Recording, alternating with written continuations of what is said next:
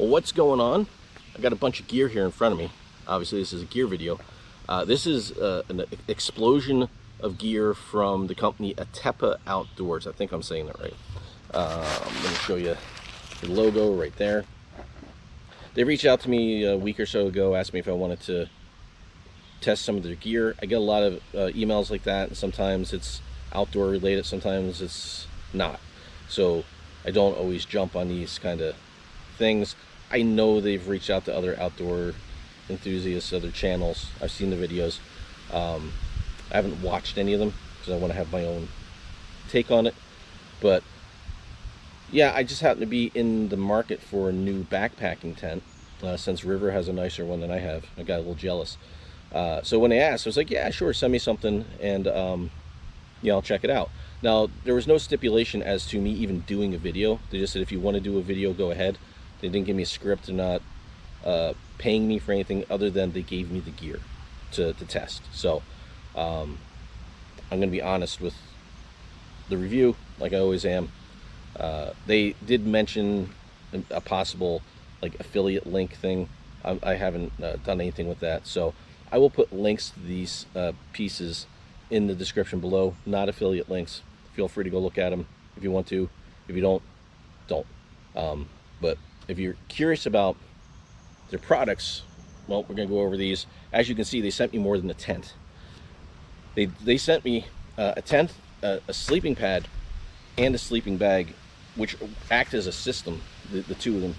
I'm gonna get to one of my first downs, I guess, for Atepa. I can call this any number of things because their naming is horrible. I know a lot of companies want to do the make the name of the product searchable for Amazon, so they won't give it an actual name, but they'll just call it, like, this is listed as like the ultralight backpacking one-person tent, and then the inflatable one-person sleeping mat or something that's got like multiple. I know that's the trend. Atepa, if anyone from Atepa watches this, knock that off. Use the names of the product. As an outdoor person myself, as someone who's out talking about gear, I don't want to hear, oh, it's the one person whatever from this company. I want to hear this is the name on the bag says Voyage. The Atepa Voyage. That's the tent. The one person Voyage. That's what I want to know. I don't want to know the searchable title for it. That's not real world friendly. And then when you look on their website, they'll have the tent listed. If there's, I don't know if there's different colors for the tent. I know for the sleeping bag, there's 3 different colors for the sleeping bag. Each one is listed separately on their website as a separate product, instead of just a product with 3 separate things. I don't know why they do that. It just confuses people, and for me, it's kind of a down. So, what I can tell from the packaging, this is called the Atepa Voyage one-person tent. It's 82.7 by 90.6 by 39.4 inches. When it's opened up, it's made of 20D nylon, and it's got aluminum poles. There's no ground sheet with this. Not a big deal for me, I can make one, but just keep in mind there's no ground sheet for this.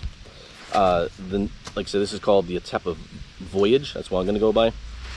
The sleeping pad has got 2 names on the pad itself. It's either the Packlight H11 or the Valley Mate. I'm not sure. The Atepa, it doesn't say on here, it doesn't give a name. It is an R value 6.6. It's got a foil lining. It is, let's see, where's the inches? 77.9 by 26.7 by 4.3 inches. This is a pretty thick pad. It's pretty comfortable. And this is a massive stuff sack for that. It's because this is an inflator bag. The bottom unzips to create like a inflation tube. You plug this into the opening on the pad, and you just fill that with air and pump it in. This is the first sleeping pad I've had with something like that. I kind of like it. And then the sleeping bag, which is called the, I believe, according to the bag here, the Peak Vent. Was that right set up? Nope. The Peak Vent 520, and this is a I've seen concepts like this before. The sleeping bag has a sleeve sewn into the back of it, which fits right around the sleeping pad. And then you can either use the sleeping bag as a sleeping bag itself, or you can unzip it either partially or all the way and use it as a blanket. So I kind of like that because it's more comfortable to sleep, especially after being in a hammock so much. A top quilt is kind of like a blanket up top. So you kind of do the same thing with this sleeping pad, or with this sleeping bag. It's rated at like 44 degrees is you're really comfortable. 35, let's see, 44 is comfort, 35 is limit, and then extreme is 10.4. I don't know what that means.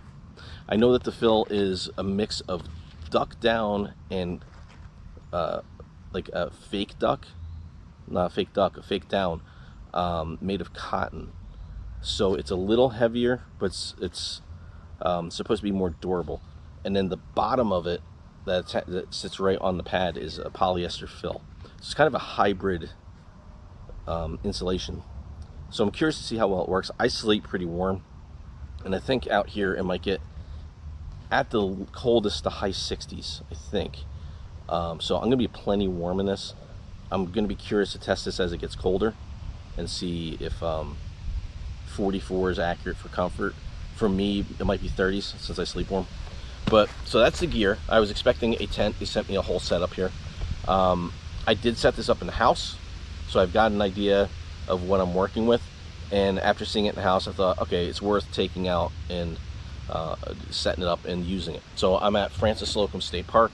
I'm in walk-in sites by myself. I don't think there's no tags on any of these other sites. So I think I'm up here by myself tonight. It is a Thursday night because it's going to rain Friday and Saturday. So just out to camp, test this gear.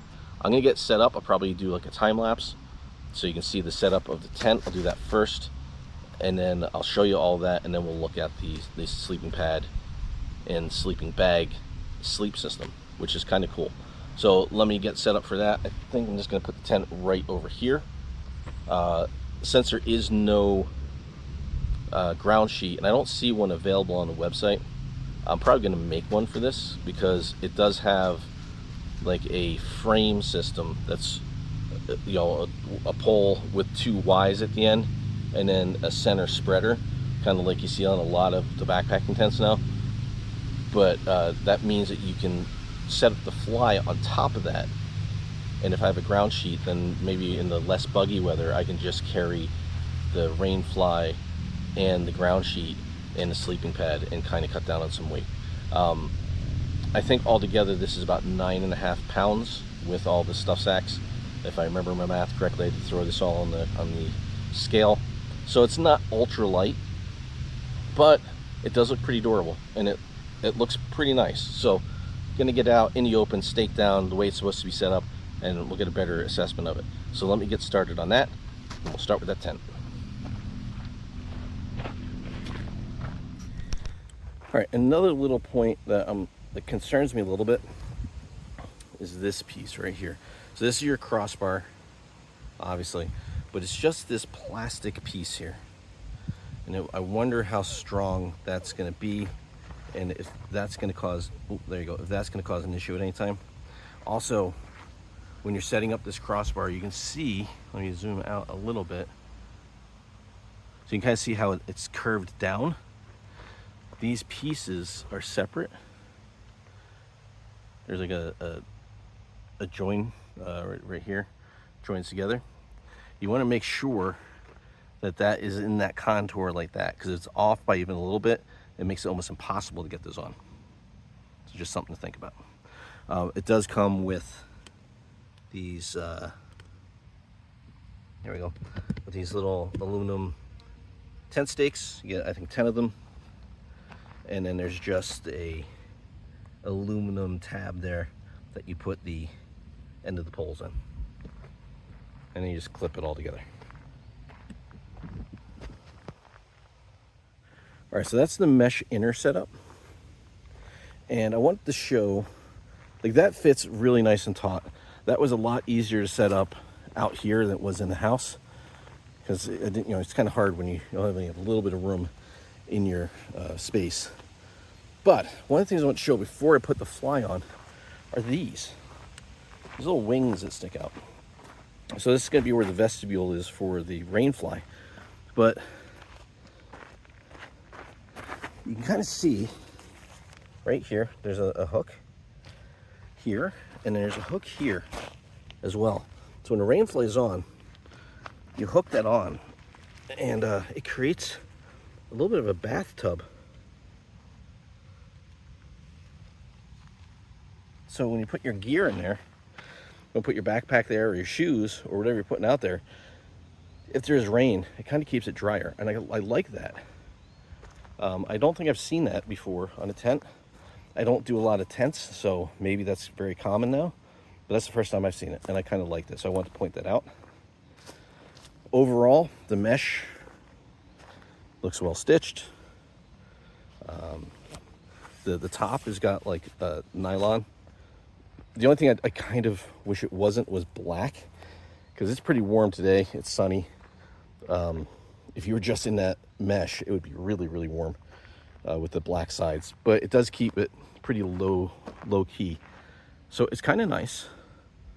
I would prefer maybe not black, but you know, it's a free tent. I'm not gonna argue too much. Also, if you're big on storage, maybe not the tent for you. There's one pocket here. This is what I'm going to use as a foot end. So there's one pocket.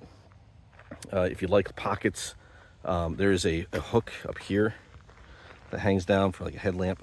You can kind of see it in there. So yeah, it's got a little bit of storage, but not a ton. For me, that's fine. I don't really use the pockets anyway in the tent, but it's not bad looking.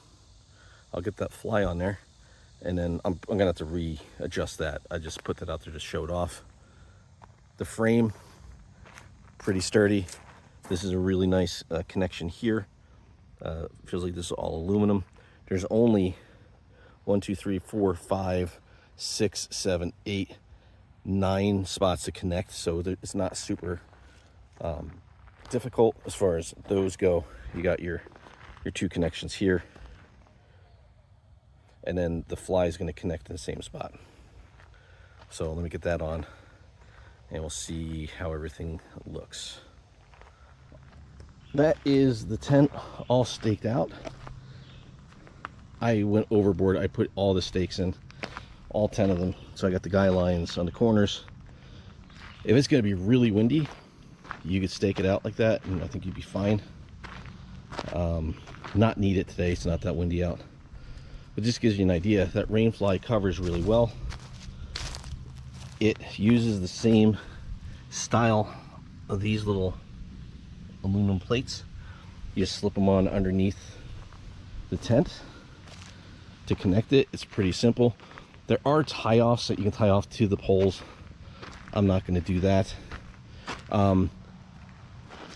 Again, the concern I have with this design and this particular setup, maybe it's just this tent, is this crossbar. These tie-ons are the only ones on the entire tent that aren't adjustable, and they are really tight. You really got to pull that thing tight, which makes it look nice, but it puts a lot of strain on the fabric. So it'd be nice if those were adjustable. I'll probably shoot them an email and just kind of suggest that, okay, for the fly, even for the tent itself, for the tent body, why not make those adjustable so you can loosen them up to put them on and tighten it up instead of stretching the fabric that tight. When it's new, probably not an issue, but after a few uses, that could fatigue and rip. So oh, I didn't hook up these, so let's hook these up and I'll show you. All right, so it's got a nice flap over the zipper to help keep moisture out, and then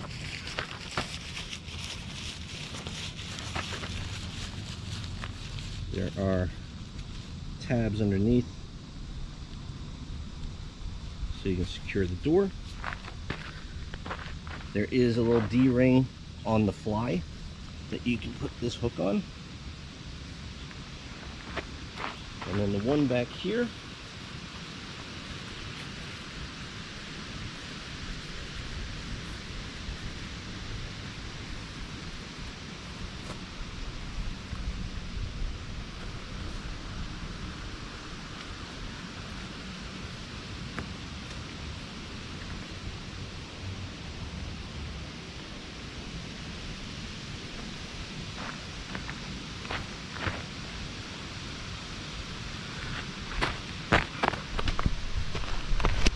So you can kind of see that this isn't quite as tight as I liked it, just because of the rocks in Pennsylvania. Let's see if I can readjust this.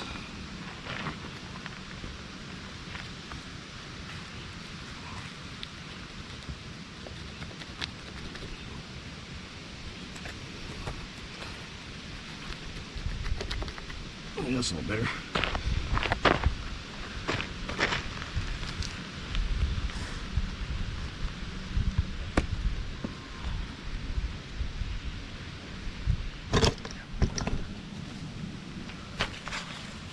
I get the concept. Pennsylvania is very rocky, so it's hard to get this to stretch out right. But you kind of see you've got this, and there's weight in there that might help out a little bit. And I'll do the same thing on the other side. I'll do that in a minute. But you got your opening here, the door. It's plenty spacious. So you can just pop this off without taking the entire tent stake out.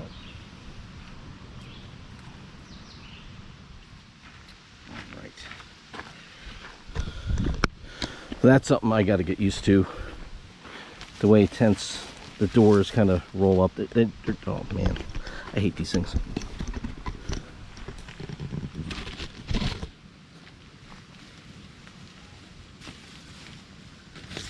So, a note to tent manufacturers: this is a really bad spot to put your door tie off. Middle. That's where the bulk of the door goes. Make it so you can tie off here, not 3/4 of the way down the door. It's not just Atepa.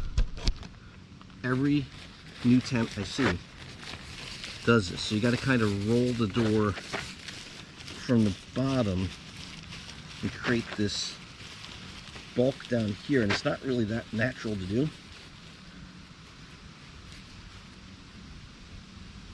And it's not like these little tie-offs are really tight, so that door loosens up a little bit and it just all falls. So there we go. All right, there's the tent. Plenty of room in there. I can sit up with no problem. I'm going to put the pad in here first, and I'll show you the inside. That's the tent setup.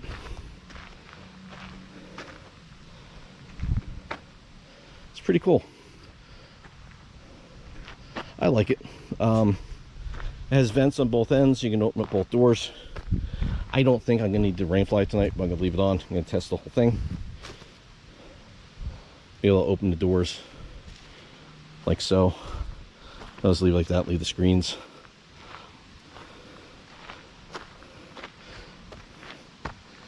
You can't really see anything. If somebody comes and sets up, then I'll close it up, but kind of like it being open. All right, so now onto the sleeping pad. How's the battery doing? Let me change you out.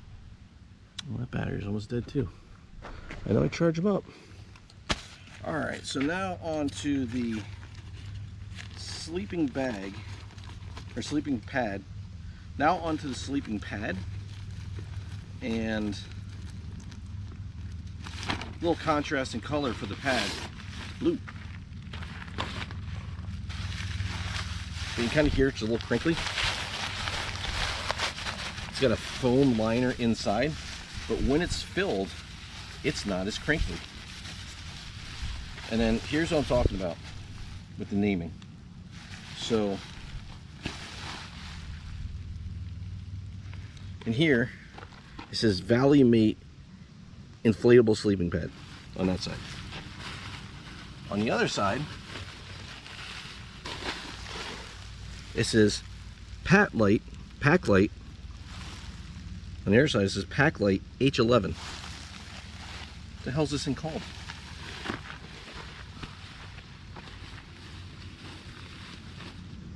When you look on the website, it's like the R value 6.6 one person backpacking sleeping pad for sleeping or something like that. It's got a lot of names.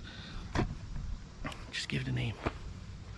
I know it's a small thing to argue, to complain about, but really when I'm talking to people about gear, they kind of want to know what it's called. They don't care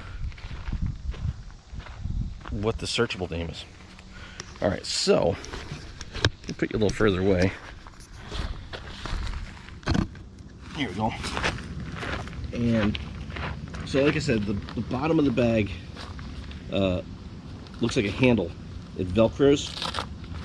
You take the valve on here and you open up the bottom of the pack, and it's a just like a rubber flap valve in there, so it stops the air from coming out. But you snap it in there, and you may have seen things like this before. You open up the bag, you just get some air in there, a little breath, and then you just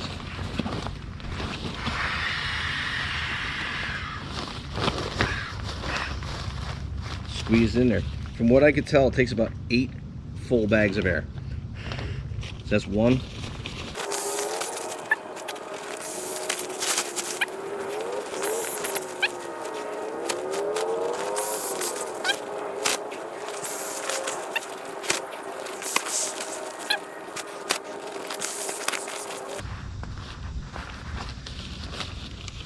That's 8, and I think that's full.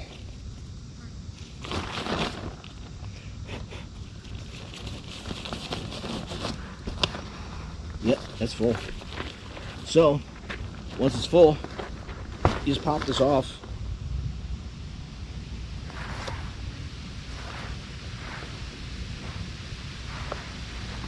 No air coming out of there. Close the valve, and you slide it in. Now I'm going to put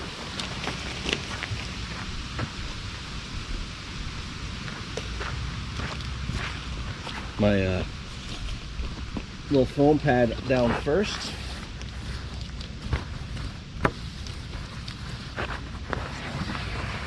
Because like I said, I don't, it's not that I don't have faith in this pad. It seems pretty well made. I have popped my favorite pad before, just laying on the ground. So try to avoid that if at all possible. So there you go.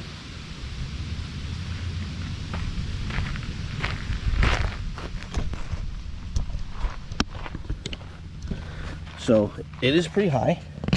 They say 4 inches. It looks like 3.5 maybe. Maybe at its highest point.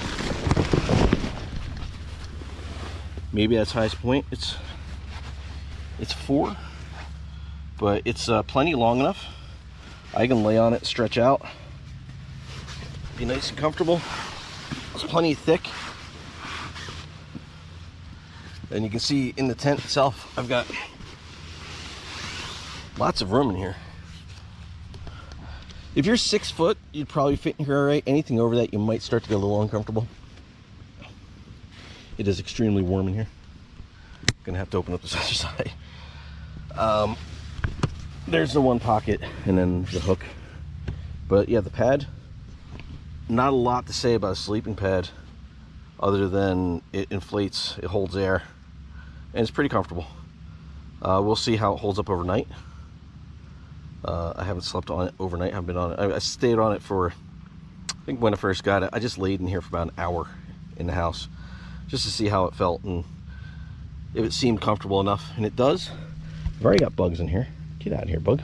Go. Last chance to live. So now comes the sleeping bag. I kind of don't want to put it on because I don't know if you can tell I'm sweating. It's really warm. It's really warm in here. I'm definitely going to open up this other side, let air flow through. But I want to show you the sleeping pad and sleeping bag combo because it is pretty cool. I've seen things similar to it. This is the first one I've seen in person. And I like it. I really like it.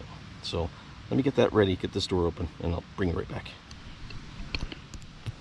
All right, gonna look at this sleeping bag in the heat. I think the last time I tested this sleeping bag, a down bag, it was warmer than expected.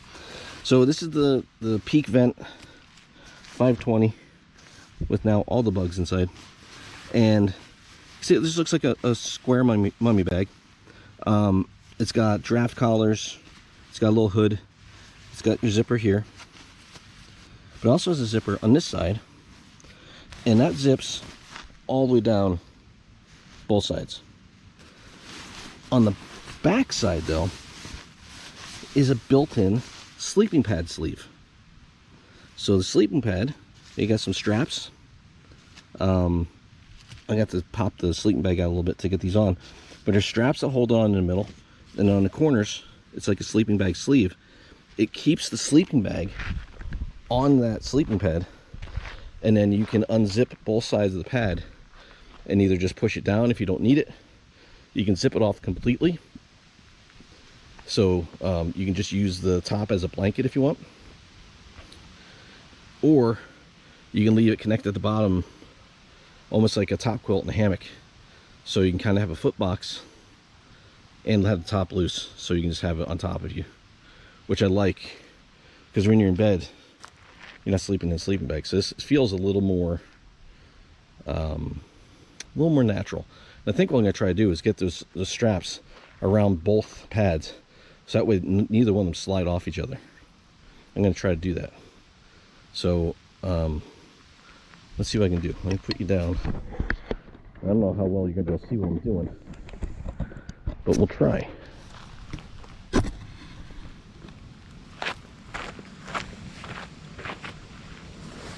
So,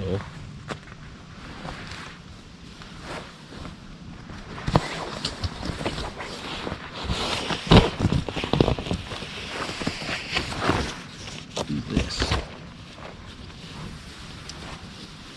And I'm going to take the bottom. I got this as open as I can. I'm going to put it over both pads.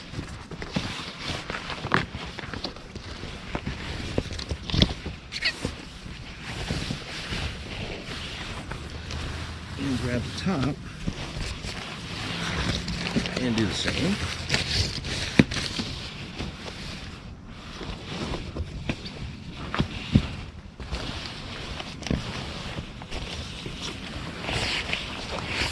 Slide it back in. And then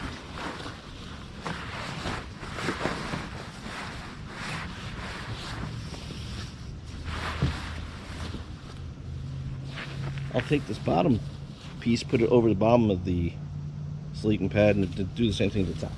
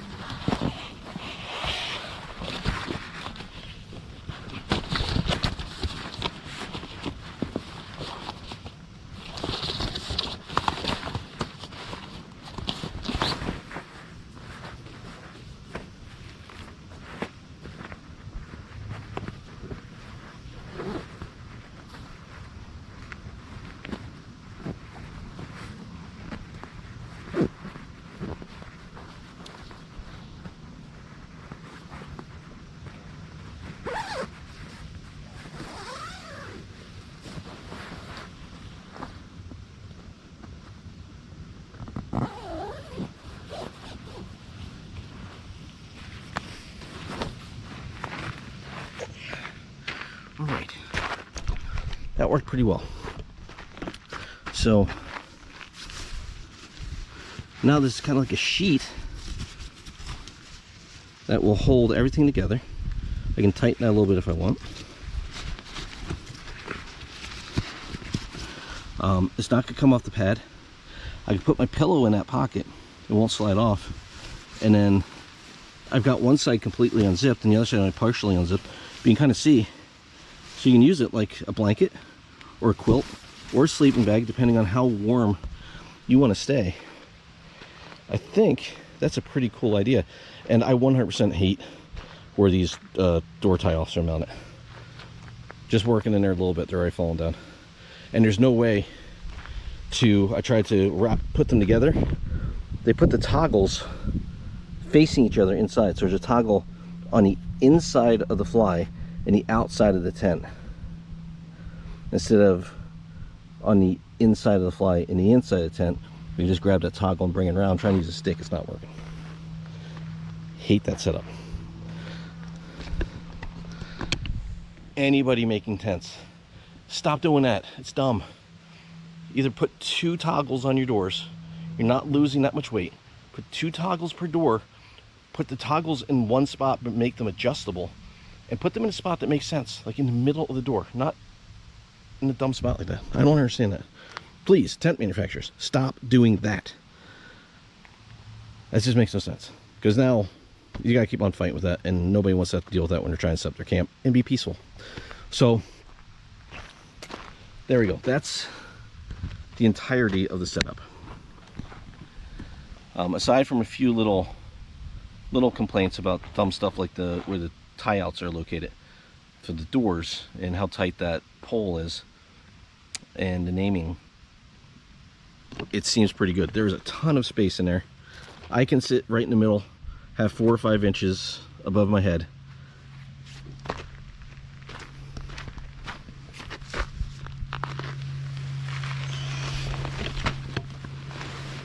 Right, sitting here, sitting up, have 4 or 5 inches above my head, and reach out to both sides and barely touch the tent. So lots of room in here. You got the nice vestibule areas here. I can put my pack here if I wanted to.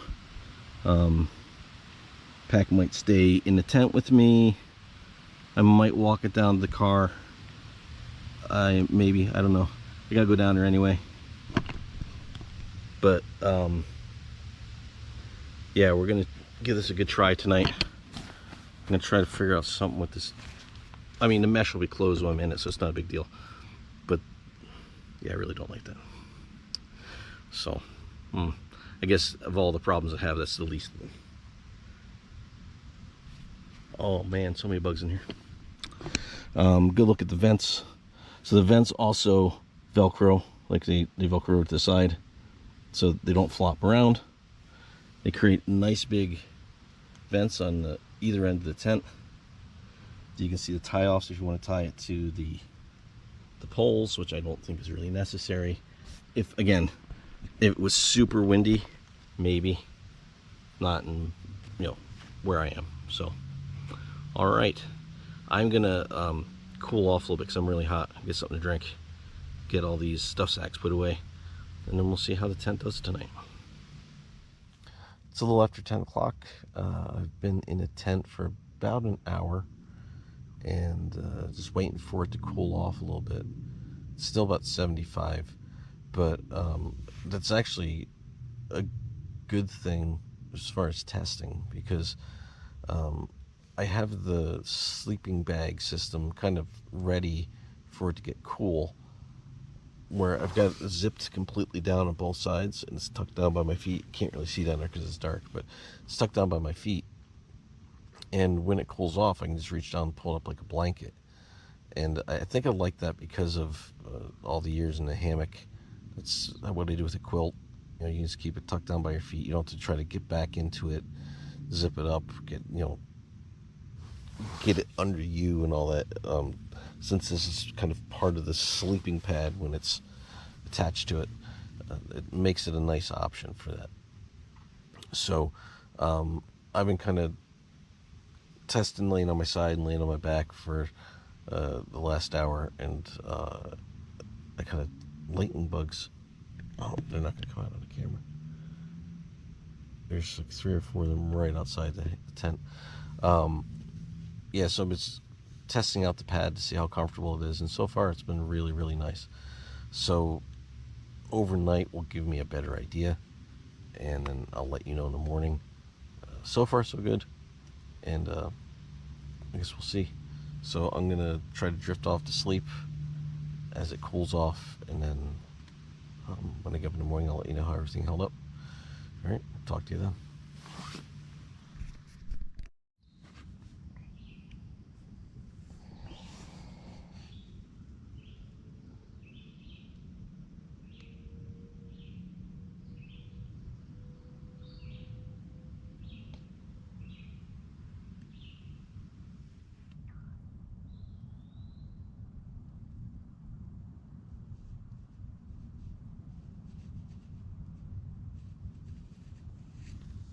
Good morning.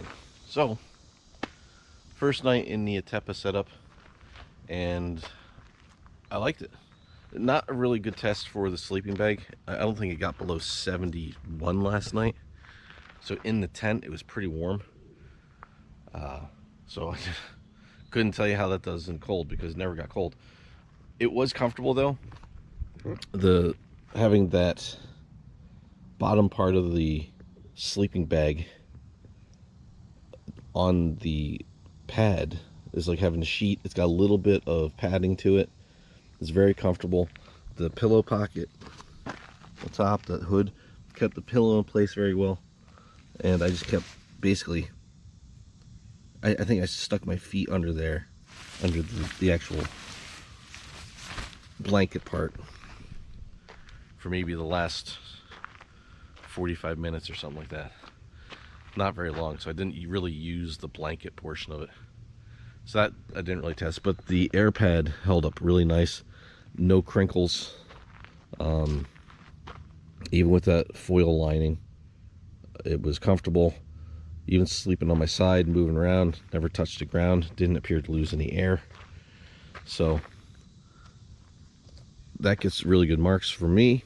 The tent itself, I mean, sets up like a backpacking tent. There's plenty of room in there. I do want to make myself a ground sheet so I can do it as just the rain fly and the ground sheet for when it's not buggy. Right now it's very buggy and I'm trying to stay moving just because I'm just getting swarmed by these little gnats. I can tell you this, this tent will survive these bombing from the sky because it was happening all night. You hear them bouncing, and boom, boom, boom, wham, hit the tent. So it can withstand little walnuts falling from the tree. But yeah, other than that, I think it worked really well. My complaints are really just how tight these bits fit on that crossbar. Because it does feel like you got to pull this awfully tight. Not the biggest deal in the world, but something to be concerned about, I guess, in the future with that, especially with that plastic piece that holds this bar on. You got aluminum for down here at those ends, but plastic here, I don't understand that. So yeah, the little door tie outs, I think are really the only complaints I have. And the fact that there's no real naming structure for their gear. That's just, to me, that's a marketing thing. If you're gonna have products and you want people to know what those products are, those products should have names.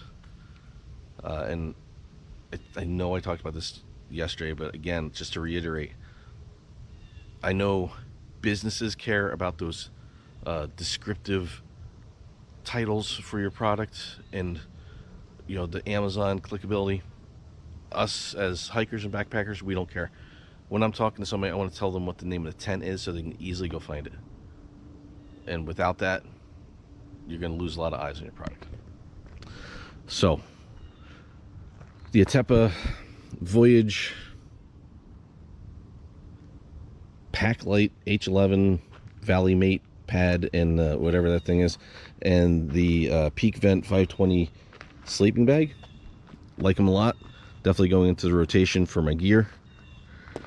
This is a lot better than my little trekking pole tent. There's a lot more room. It's a little bit heavier, obviously, because it's got the frame and it's got more fabric to it, but it's lighter than my two-person tent by quite a bit. But it's still pretty big. It's got a decent sized footprint.